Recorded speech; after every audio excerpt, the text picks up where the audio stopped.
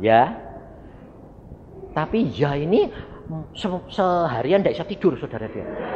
Kenapa? Dia mikirin anaknya perempuan yang nomor 1, belum punya pacar. Saya datang, saya tahu. Tuhan bilang, beritahukan tentang anak perempuannya.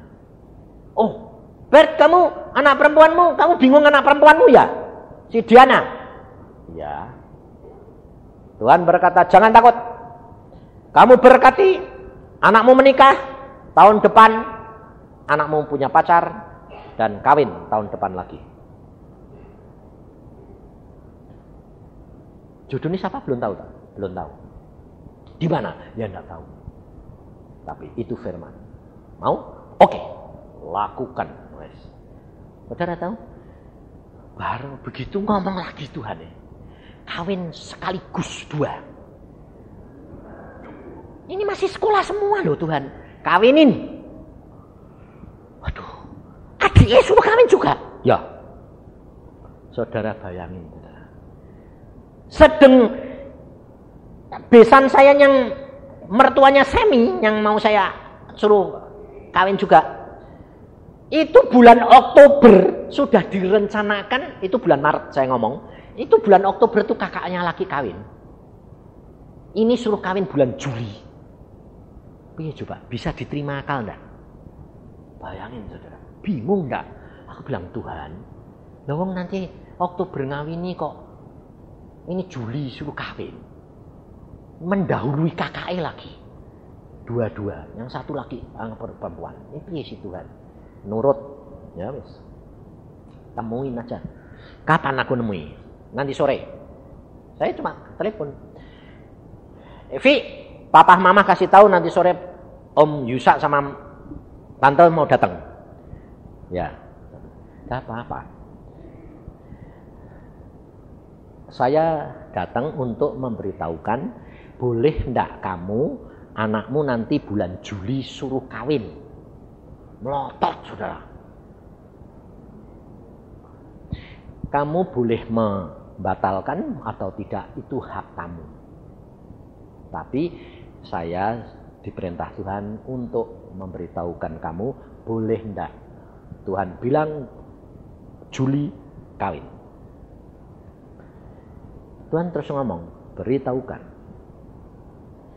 Kamu tidak usah ngeluarin biaya 1 sen. Semua ditanggung Tuhan. Melotot jadi langsung gini, setuju.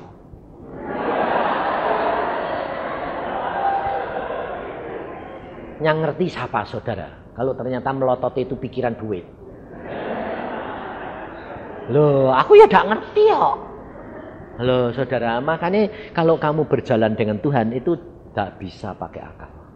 Langsung dia bilang, enggak, aku gak usah bayar apa-apa. Tidak usah 1 sen. Duh, nah, nanti Tuhan sudah sediakan semuanya. Langsung tanyaannya apa? Bapak sudah punya duit. Bayangin saudara. Lah aku ya jawab terus terang tuh ya. Belum.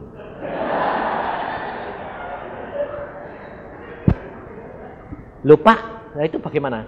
Kamu akan lihat apa yang Tuhan rencanakan dan firmankan.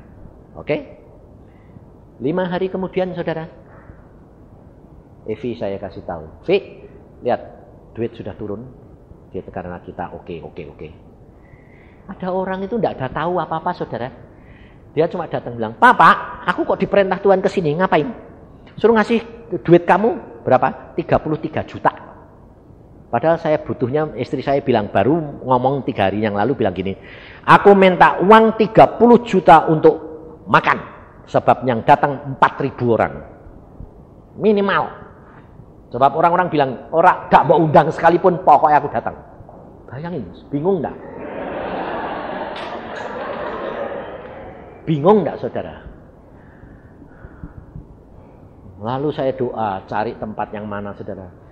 Di Bandung belum pernah terjadi kawin sekaligus anak laki dua-dua kawin. Jadi kemantennya 2 pasang. Cari tempat yang paling gede. Punyai tentara. Gede sekali. Parkir muat 3.000. Wah, wes ayo masuk. Saya bilang, Tuhan butuh duit 60 juta. Dikasih berapa? 100 juta. Bayangin saudara. Kalau kamu tidak ngalami sendiri itu, tidak mungkin. Tidak mungkin saudara. Aku sampai gini. Waktu pesta saudara, Tuhan bilang apa? Ini bukan perkawinan biasa. Sebab aku hadir sendiri. Bayangin saudara. Aku hadir sendiri. Jadi mulai tepat, tidak ngaret. Jam 6 saya nyupir sendiri. Saya ini nyupir sendiri saudara. Bawa mobil dewek. Sampai masuk. Langsung Tuhan, aku hadir. Sudah menantikan. Semua hadir. Mari kita menyanyi. Nangis semua saudara. Termasuk pendeta-pendeta GKI. Waduh, dia bilang, ini sih bukan pesta ini. KKR ini. Nangis semua saudara. Saya sendiri lutut sampean. Saya bilang, tak tahan aku. Hadiran luar biasa. Aku hadir sendiri. Aku yang punya kerja ini, bukan kamu. Luar biasa saudara. Sampai ada yang dapat penglihatan. Wih, Tuhan datang dengan pakaian kebesarannya. Dengan diiringi malaikat menyaksikan. Waduh, luar biasa saudara. Maka dari itu kita harus berjalan saudara. Untuk itu apa rahasianya? Nah, yang saudara beberapa hari ini sudah terima. Lalu Tuhan mengajar saya begini. Yusa, ini kamu pengasingan sudah hampir selesai, kurang 3 hari. Dan kamu aku sudah didik. Kamu lihat. Saya dilihatkan, saya mati saudara. Mati. Loh kok mati Tuhan? Ya itu kamu, mati kamu. Kubur. Saya suruh ngubur jasad saya. Kubur. Dah 3 hari kemudian, 3 hari sungguhan. Bongkar kubur itu. Bau Tuhan. Bongkar. Tinggal tulang kering saudara. Lalu Tuhan bilang, kamu sekarang ini tulang-tulang kering. Di hadapanku kamu tidak ada artinya apa-apa. Seperti kelongsongan roket. Tidak ada mesinnya. Tidak ada setirnya. Tidak ada tempat duduknya. Itu kamu. Dan ini pelajaran yang Tuhan berikan.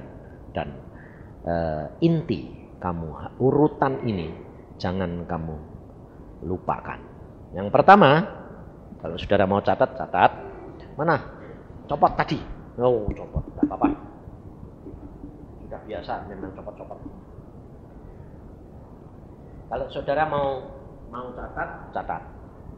Dan saudara renungkan karena itu dari Tuhan, bukan saya sendiri. Yang saya harus berikan kepada saudara. Yang pertama, ingat firman Tuhan Yesusmu, hai hambaku, hai budakku. Jadi saya dipanggil oleh Tuhan adalah budak beliannya. Nah, saudara terserah. Cuma ini yang saya akan sampaikan. Kamu, satu adalah kamu bodoh. Kamu tidak mempunyai kemampuan apa-apa. Kurung tulang-tulang kering. Ingat itu lagi. Dan ini yang membawa keberhasilan, lulus dari ujian ke ujian ke tingkat yang lebih tinggi, tingkat lebih tinggi, sehingga menyenangkan hatinya Tuhan. Mari kita belajar akan firman Tuhan. Kita buka di dalam kitab Yohanes pasal yang ke-17 ayat 17 mulai. Kuduskanlah mereka dalam kebenaran. Firman-Mu adalah kebenaran. Sama seperti Engkau telah mengutus aku ke dalam dunia, demikian pula aku telah mengutus mereka ke dalam dunia. Dan aku menguduskan diriku bagi mereka, supaya mereka pun dikuduskan dalam kebenaran. Dan bukan untuk mereka ini saja aku berdoa, tetapi juga untuk orang-orang yang percaya kepadaku oleh pemberitaan mereka, supaya mereka semua menjadi satu. Sama seperti engkau ya Bapa di dalam aku, dan aku di dalam engkau, agar mereka juga di dalam kita. Supaya dunia percaya bahwa engkaulah yang telah mengutus aku. Sampai di sini. Saudara, jadi kalau saudara dan saya baca ayat ini, saya Tuhan Yesus di dalam Bapa, Bapa di dalam Tuhan Yesus, dan saudara di dalam Tuhan Yesus di dalam saudara. Supaya mereka menjadi satu. Di dalam menjadi satunya itu bagaimana? Merupakan kesatuan atau lebur?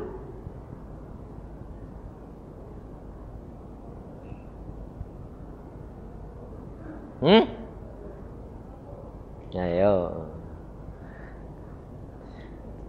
Kalau lebur, aku adalah kamu, kamu adalah aku. Ngerti? Saudara di dalam Tuhan Yesus dalam saudara. Saudara tetap saudara enggak?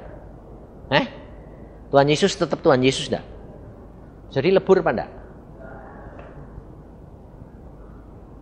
Makanya Allah disebut Tritunggal. Tritunggal. Jadi 3 atau 1?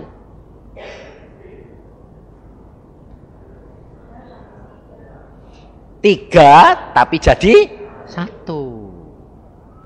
Nah ini loh konsep yang dulu berkata selalu banyak hamba Tuhan konsepnya gini. Allah satu, kemudian jabatannya banyak. Yang satu bapak, yang satu anak, yang satu hikmat, kebijaksanaan. Nah jadi lalu mereka bingung saudara. Saudara tidak usah bingung, apa yang dianggap oleh dulu, konsep yang dulu itu benar? Benar, tidak salah saudara. Lah kan salahnya di mana? Tidak salah. Kenapa? Karena seperti kita ini mengenal akan anak-anak. Pada waktu anak-anak itu masih baru baru taman kanak-kanak SD. Anak-anak itu kerap kali tanya enggak? Tanya gini, Mah, aku dulu keluar dari mana ya, Mah? Ya tak? Aku dulu keluar dari mana ya, Mah?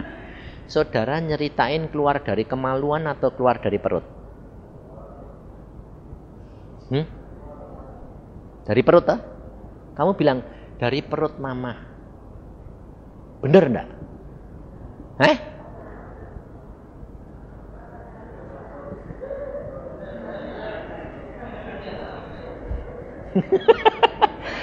Bener enggak? Bener, memang keluar dari perutnya mamae. Jalannya beda. Jalannya belum kamu kasih tahu. Sebab belum ngerti. Lalu nanti dia bilang, aku gede nih segini kok keluarnya kecil. Bingung saudara. Tapi kalau sudah SMP, kamu kasih tahu enggak? Lalu kamu bilang, kamu keluar dari mana? Aku dulu keluar dari mana? Perutnya mama. Diketawain enggak? Itu sama di dalam pengenalan kita akan Allah kita. Jadi ada tahap-tahap di mana saudara itu ngertinya secara sederhana, saudara secara lebih tinggi, lebih mengenal lebih detail. Sebab saudara di dalam pengikutan saudara sama Tuhan itu ada kelasnya loh. Itu sekolah setiap kali itu mesti naik. Pernah enggak ngalami di sekolahnya Tuhan? Sekolahnya Tuhan itu bukan teologi, saudara. Sekolahnya Tuhan itu kamu pribadi belajar dengan Tuhan, Alkitab, dan pimpinan Roh Al-Kudus. Nah, setiap kali saudara itu nanti dikasih tahu, naik tingkat lagi. Nah, di dalam ujian, saudara itu nanti tahu, sebetulnya kamu bisa naik karena Tuhan atau karena kepinteranmu. Nah, di situ nanti saudara itu bisa tahu. Kalau kamu masih memakai kekuatanmu, kemampuanmu, pikiranmu, usahamu, kamu hanya sampai di mana? Itu bisa tahu. Nah, apa yang saya alami, setiap kali Tuhan berkata pada waktu saya masih tingkat pertama, lalu saya bilang, di dalam tingkat pertama itu tidak ada perlengkapan apa-apa, blong-blongan gini saudara. Di surga nanti juga gitu, yang tingkat pertama itu blong-blongan. Rumahnya itu rumah gedang. Jadi rumah kayak rumah orang Dayak. Panjang, besar, tidak ada kamar-kamarnya, tidak ada. Jadi ngumpul jadi satu. Nah, itu halaman. Nah, itu tingkat pertama. Tingkat dua nanti mulai ada dibagi-bagi. Di sana itu orang ada, anak-anak Tuhan nanti ada yang dapat sekamar-sekamar, saudara. Ada. Nah, tambah tingkat tambah besar sampai punya rumah dewek-dewek sendiri-sendiri gitu. Nah, makanya itu ikut Tuhan itu nanti luar biasa. Sebab nanti kita hidup di dalam dunia baru. Dunia ini nanti digulung, terus Firdaus nanti diturunkan, dibesarkan lagi seperti dunia baru. Nah, baru nanti Yerusalem turun dari surga bersama di dalam dunia baru itu. Nah, maka dari itu kalau kita belajar firman Tuhan, saudara. Nah, kita mesti ngerti ada tahap-tahapnya. Jadi kalau saudara belum ngerti, jangan cepat-cepat dipaksakan harus ngerti. Sebab kadang-kadang saudara tahu, saya pernah menggumulkan satu ayat peristiwa 15 tahun. Tidak dijawab Tuhan. Umpamanya Alkitab apa? Perkara Samuel sama Saul. Saya baca itu, loh, ini Samuel apa setan? Saya baca Tulang Elisa, karangannya si Yusuf B.S. Dikatakan di situ setan. Jelas-jelas dikatakan setan. Dan hamba-hamba Tuhan semua seluruh dunia pada saat tahun 80-an sampai tahun berapa, semua berkata itu setan. Tapi mulai tahun kemarin, hamba-hamba Tuhan waktu bersidang di dalam dewan gereja, mereka ngakui ternyata itu bukan setan, itu Samuel. Nah, lucu toh? Saya gumulkan itu. Saya tahun 80 sudah ngomong itu Samuel. Kenapa? Karena saya ngalami sendiri itu, saya gumulkan, saya tanya Tuhan itu setan atau Samuel? Tidak dijawab, saudara. 15 tahun. Tidak dijawab. Suatu saat, pagi-pagi, ada suami istri datang ke rumah saya. Waktu saya lihat di pintu, saya lihat gitu, si suami istri datang. Tuhan ngomong sama saya. Ngomongnya gini. Yusa, oh ya apa Tuhan? Suami istri itu datang sama kamu karena mau menanyakan tentang hal Samuel sama Saul. Langsung lah mateng toh saya ya toh. Saya bilang Tuhan, aku tanya engkau 15 tahun, tidak mau jawab. Lah kok engkau ngirim orang tanya mbak aku, ini kan lucu toh. Tuhan bilang apa? Justru kamu, orang itu cari kamu, saya mau jawab kamu. Ngerti tidak? Makanya di dalam ayat tadi, dalam 7 tadi kata-kata tadi ada toh, tunggu saatnya Tuhan. Jadi saudara, Di dalam Tuhan itu tidak ada jarak.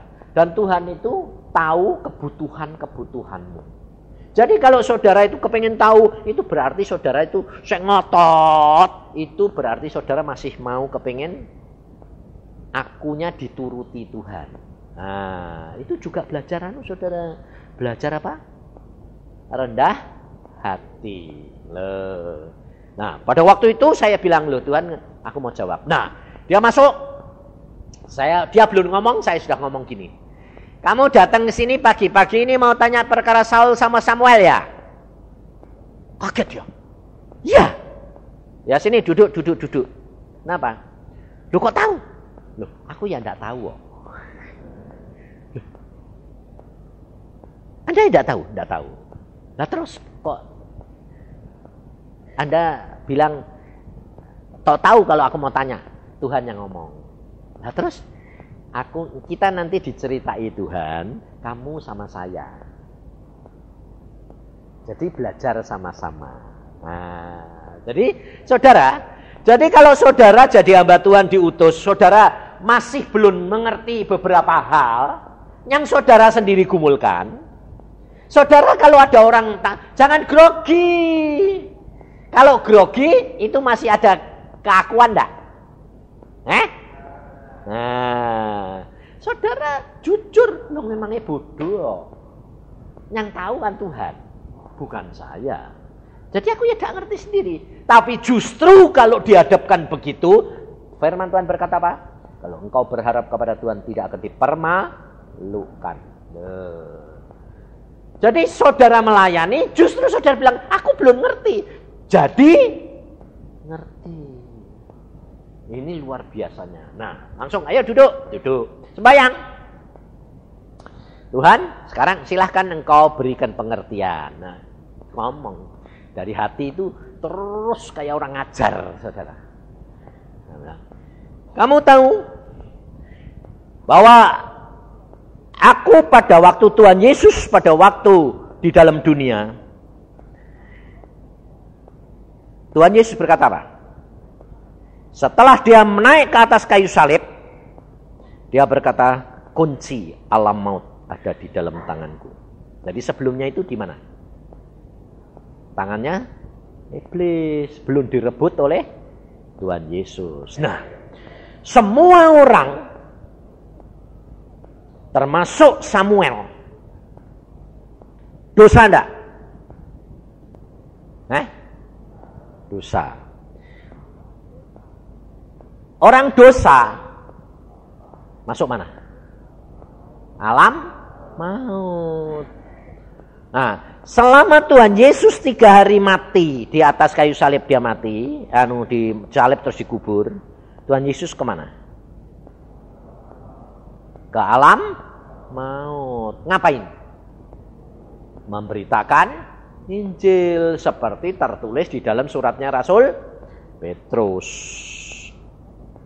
Nah, jadi pada waktu semuanya itu sebelum Yesus, itu semua ada di dalam alam maut, termasuk Samuel.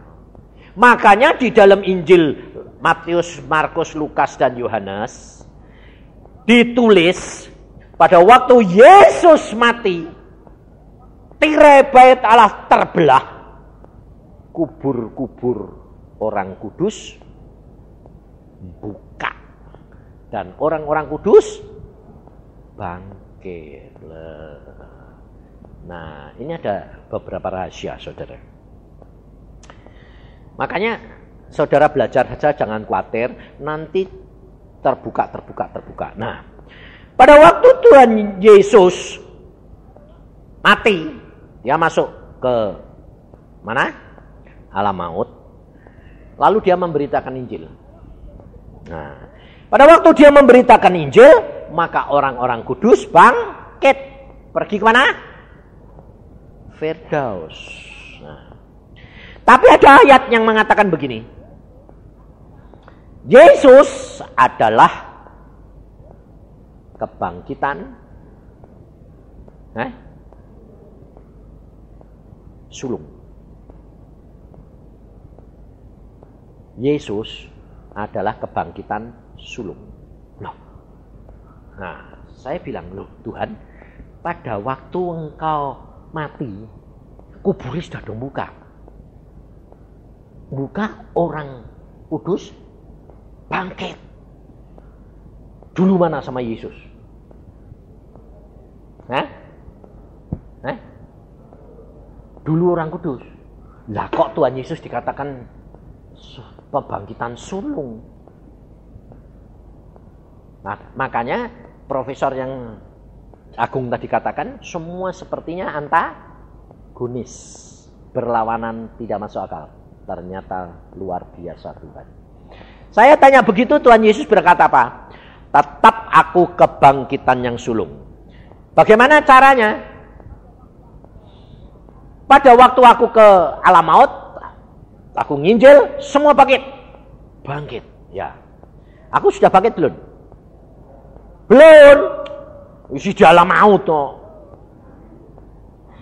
Tetapi orang-orang kudus yang bangkit itu belum keluar dari kubur. Ngerti?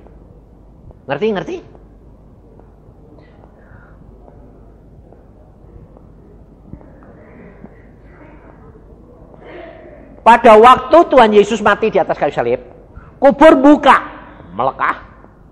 Orang kudus, mayat orang kudus bangkit. Tapi belum keluar dari kubur.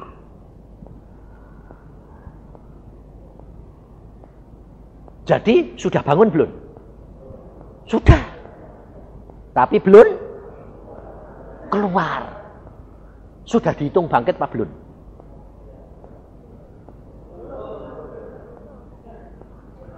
Belum keluar kok. Nah, setelah Tuhan Yesus nanti bangkit, keluar dari kubur, baru mereka keluar. Nah, jadi tetap yang nomor satu siapa? Tuhan Yesus. Ada ayatnya? Ada ternyata saudara. Cuma sepotong loh. Tapi waduh, sampai saya bilang, kamu kan sudah baca berkali-kali. Yang mana? Aku bilang gitu. Itu juga baca di Matius. Jadi cuma satu kalimat kecil tapi kunci itu saudara. Di dalam Matius 27 mulai ayat 51 sampai 53. Dan lihatlah tabir bait suci terbelah dua, dari atas sampai ke bawah, dan terjadilah gempa bumi, dan bukit-bukit batu terbelah, dan kuburan-kuburan terbuka, dan banyak orang kudus yang telah meninggal bangkit. Dan sesudah kebangkitan Yesus, mereka pun keluar dari kubur. Jadi sebelum Yesus bangkit, sudah keluar belum? Belum. Sudah bangkit? Gelundang-gelundung. Di dalam kuburan, bayangin. Aku sampai, loh Tuhan, ayat yang sana bilang bangkit keluar menampakkan diri. Benar. Tapi kamu harus baca, nanti direnungkan, di timingnya itu kapan. Oh. Makanya baca Alkitab mesti 4 sisi. Jangan cuma satu. Ini cuma sepotong itu toh. Sesudah Yesus bangkit, baru mereka keluar dari kubur. Oh, jadi gini Tuhan. Ini sepertinya kita di dalam rumah. Semua di dalam kamar sendiri-sendiri dalam kuburnya. Tuhan Yesus ya dikubur. Kamu sudah bangkit, tapi belum keluar kamar. Setelah Tuhan Yesus keluar, muncul, baru ikut aja. Jeklek keluar. Aku bilang, lucu ya Tuhan. Nah, maka dari itu saudara, kerap kali saudara tidak bisa ngerti. Demikian juga Samuel. Loh, dia orang kudus, Pak. Kok di alam maut? Tetap dosa enggak? Dosa. Sebelum Yesus mati, Tidak ada orang yang bisa menebus dosa. Semua masuk di alam maut. Termasuk Daud di situ. Tapi perhatikan, ada orang-orang khusus, Henoh, Elia, Musa, Abraham, Iska, Yakob, itu langsung dibawa sama Tuhan. Jadi saudara harus perhatikan, firman Tuhan kerap kali berlaku untuk umum, tetapi ada hal-hal khusus. Makanya saudara nanti tidak bingung. Nah, pada waktu itu Samuel jelas-jelas di dalam alam maut. Nah, alam maut kuncinya yang megang siapa pada waktu itu? Iblis. Samuel jadi tawanannya. Pada waktu Saul memanggil arwah Samuel, iblisnya bilang, Samuel, keluar, temuin Saul. Bisa enggak? Bisa. Nah, makanya di dalam firman Tuhan, Samuel ngomong gini, mengapa kamu ganggu aku?